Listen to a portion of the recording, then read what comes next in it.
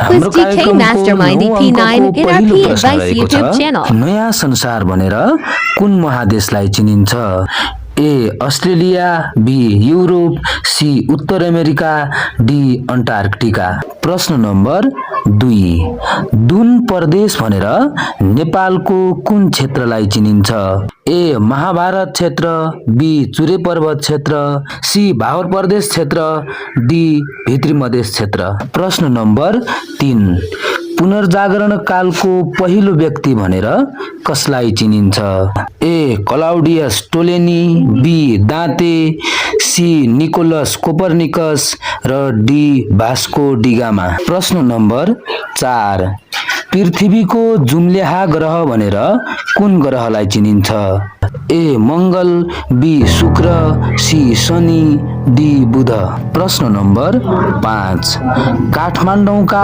अन्तिम मल्ल राजा को थिए A Jayaprakash Malla B Siddhinarasimha Malla C Narendra Malla D Shrinivas Malla प्रश्न नम्बर 6 यो प्रश्न आइक्यू सम्बन्धी रहेको छ यदि कुनै निश्चित कोड भाषामा डीओजी डगलाई 4 15 7 लेखिन्छ भने जीओडी गडलाई के लेख्नु पर्ला ए 15 7 4 बी 7 4 15 सी 7 15 4 र D 4 7 15 Question number 7. In the Constitution of Nepal promulgated in Bikram Sambat 2072, how many parts, articles and schedules are there? A. 32 parts, 305 articles, 8 schedules.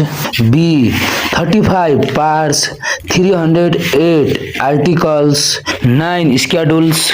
C. 36 parts, 310 articles, 10 schedules. D.